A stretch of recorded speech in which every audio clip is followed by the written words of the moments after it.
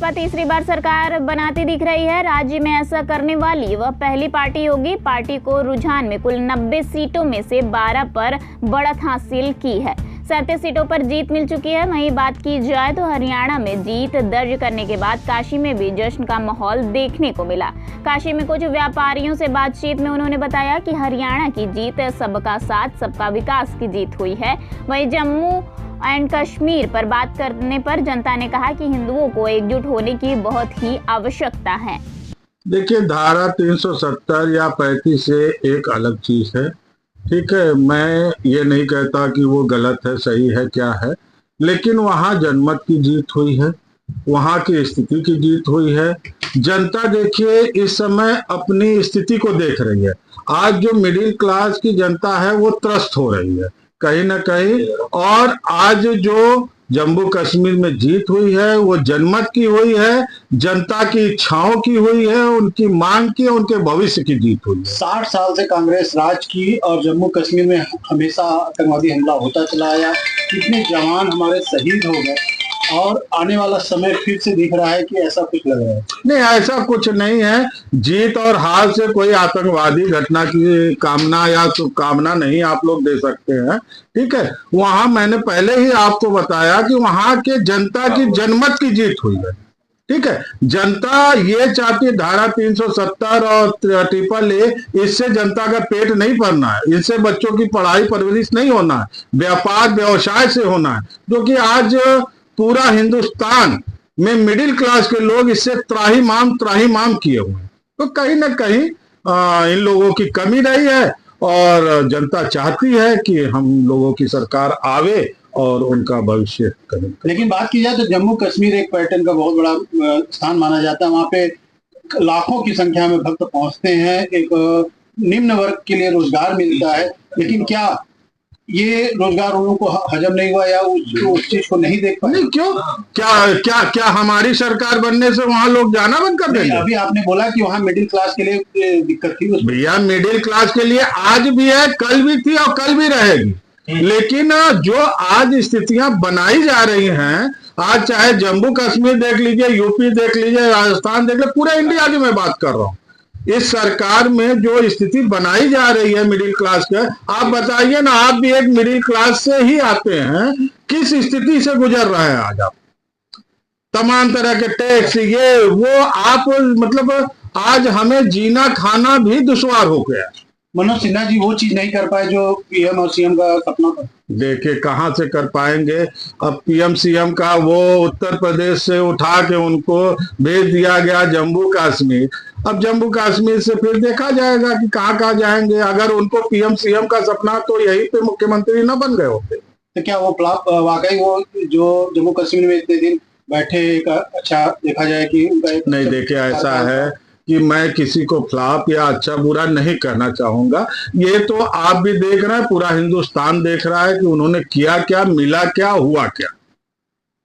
तो क्या वाकई उनको उन्होंने कुछ नहीं किया जो इस समय बीजेपी मुखी था? नहीं, वो करेंगे क्या? वहां पे बैठ के वो क्या कर सकते हैं ये बताइए। जिस वो एक माननीय हैं और थे और रहेंगे, लेकिन उनके हाथ में क्या है, वो क्या कर सकते हैं बताइए आप। नहीं, बहुत से ऐसे पैटर्न चीजें थी, बहुत से रोड थी, बहुत से ऐसे जगह थे जो उन्होंने विकसित किया, विकास किया। देखिए विकास रोड से और तमाम इन सब चीजों से जनता, देखिए जनता को व्यापार चाहिए, रोजगार चाहिए। वहाँ तो व्यापार भी है। क्या है व्यापार बताइए मुझे। वहाँ सबसे बड़ा मसाले की खेती है और क्या नाम, फास्ट फूड की खेती, बहुत सी ऐसी चीजें है खेती। लेकिन आज क्या ये सरकार खुल के व्यापार करने दे रही है? इतना ज्यादा बाउंडेशन व्यापारियों पे लगा दिया है, इतना ज्यादा नियम कानून लगा दिया है कि एक मिडिल क्लास का व्यापारी खाने जीने के लिए त्रस्त हो गया है। वो व्यापार छोड़ के कहीं लेबराई कर रहा है, व्यापार कर ही नहीं पा रहा है। हम आप व्यापार नहीं कर पा रहे हैं। अरे व्यापार करने के लिए कम से कम व्यापार की स्थिति तो बनाइए आप, तभी तो व्यापार करेगा आदमी। और आज इसी का भुगतान बीजेपी को जम्मू और कश्मीर में भुगतना हुआ। यहाँ कोई मामला 370 का नहीं है, यहाँ व्यापारी का और व्यवसाय का मामला है, जो कि आम जनता चाहती है, वो नहीं दे पाई बीजेपी सरकार। देखिए, जहाँ तक हरियाणा की बात है तो हरियाणा में तमाम आंदोलन हुए, किसान के आंदोलन हुए, पहलवानों के आंदोलन हुए, और जो स्थिति है, जो पूरे देश ने जो जिस स्थिति को आकलन किया, उस स्थिति के हिसाब से हरियाणा का रिजल्ट बड़ा संदेहास्पद है। और बैलेट पेपर की गिनती होती है तो 10 पौने 10 बजे तक 75 सीटों पे कांग्रेस की बढ़त होती है, और इसके बाद जब ईवीएम खुलता है तो वो बढ़त जाके आ जाती है 32 पे। तो कहीं ना कहीं कुछ न कुछ है। आज हम उस जमाने में जी रहे हैं जहाँ रिमोट से पंखा भी चल रहा है और मोबाइल से टीवी भी चल रही है। तो ईवीएम की विश्वसनीयता पे पूरा 100% मुझे संशय है कि कुछ न कुछ गड़बड़ है। लेकिन वही बात की जाए तो जम्मू कश्मीर में देखा जाए तो वहाँ पे कुछ ऐसा सिस्टम नहीं समझ में आया।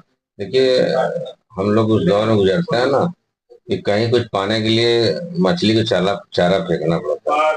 एक जगह चारा फेंकेंगे, एक जगह करना। अभी आगे आने वाला चुनाव है, दिल्ली है, बॉम्बे है, 2-3 स्टेटों में चुनाव है, बिहार है, झारखंड है, सब जगह है। तो कुछ न कुछ देंगे, तो नहीं देंगे तो प्रश्न चिन्ह उठेगा ना। पूरे देश में 140 करोड़ की लगभग की आबादी है और तमाम बातें उठेंगी। और रही कश्मीर की बात, तो कश्मीर हमको नहीं समझ आता है कि मैं तो कश्मीर सन 96 से लगातार जाता हूँ, जा रहा हूँ, कोई परिवर्तन है नहीं।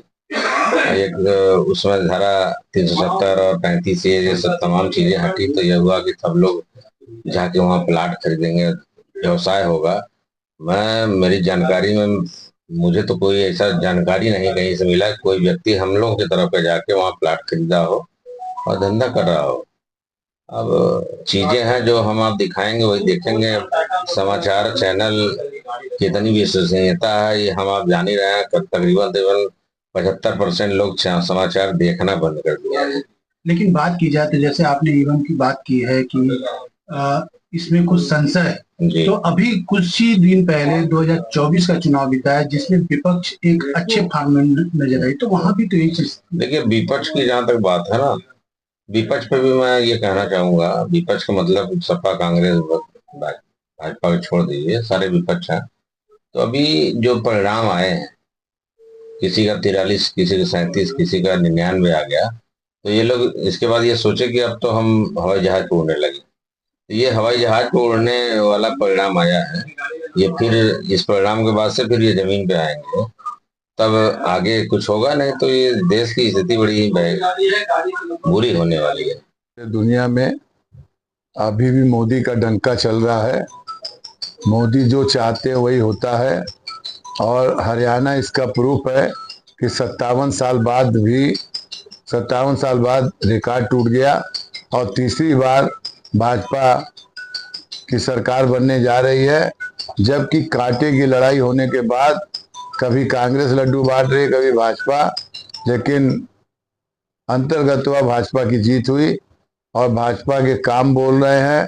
और मोदी जी का जो काम करने का तरीका, विकास का तरीका, या पूरे दुनिया में जो इन्होंने अपने नाम को कमाया है, उसकी देन है। एक तरफ बहुमत की सरकार कांग्रेस की दिखती नजर आ रही थी, वहीं जब ईवीएम खुला तो अचानक से बदलाव देखने को मिला। विपक्ष इस पर भी सवाल खड़ा नजर आ रहा है, क्या ईवीएम का खेल फिर से चालू? नहीं, देखिए, अगर ईवीएम की बात होती तो क्या जब लोकसभा के चुनाव हुए थे तो उस समय क्यों नहीं है ईवीएम की बात हुई? अब इस विधानसभा के चुनाव में ईवीएम की बात, ये तो अच्छी बात नहीं है। हाँ, ये जरूर है कि भाजपा के इतने कार्य करने के बाद भी लड़ाई कांटे की हो रही, ये सोचने का विषय है। वहीं जम्मू कश्मीर की अगर बात कर ली जाए तो करारी हार मानी जा रही है, सबका देख लिया जाए। क्या लगता है जम्मू कश्मीर के क्या मुसलमान भारतीय जनता पार्टी के साथ नहीं, इस वजह से आज ये हार हुई? नहीं तो देखिए, ये तो कटु सत्य है कि मुसलमान कभी भी भारतीय जनता पार्टी के साथ नहीं होंगे, न रहेंगे। अगर ये सरकार कहती है कि ये रहेंगे तो मैं चंद लोगों की बात तो नहीं करता, लेकिन ये कभी भी भारतीय जनता पार्टी को वोट नहीं देंगे। जो भी सनातन की सरकार होगी, जो हिंदुत्व की बात करेगी, जो हिंदुस्तान को हिंदू राष्ट्र घोषित करने की बात करेगा, उसको ये वोट नहीं देंगे, चाहे ये कितना भी उनके लिए पिटारा खोल दे, पर ये नहीं ऐसा कर सकते। यही सत्य है। एक और मुसलमानों की वोट की बात कर रहे हैं, वहीं अगर भारतीय जनता पार्टी की सरकार की बात कर ली जाए, चाहे 2014 की बात कर ली जाए, बुनकरों की समस्याओं का समाधान हुआ, 3 तलाक हुई, तमाम मुद्दे हुए, उसको लेकर क्यों आखिरकार मुसलमान वोट नहीं देना चाह रहे भारतीय जनता पार्टी? क्या कारण है? क्या हिंदू मुस्लिम की राजनीति कारण है? देखिए, वोट में तो हिंदू मुस्लिम की बात है ही है, जबकि जितना काम सरकार ने इनके लिए किया और सभी धर्म के लिए किया, उस पोजीशन में मुसलमान भाइयों को भी खुल के वोट करना चाहिए। और जबकि देखा जाए तो हिंदुस्तान में मुसलमान कई पदों पर हैं और जिला से लेके वार्ड से लेके राज्य से लेके सभी जगह हैं, पर वोट के समय ये भूल जाते हैं कि मेरे को सपोर्ट कौन कर रहा है। ये देखते हैं कि कौन हमारा गाना गाएगा। जो पार्टी इनका गाना गाएगी, जो पार्टी इनके लिए बोलेगी, ये उसी को वोट देते हैं।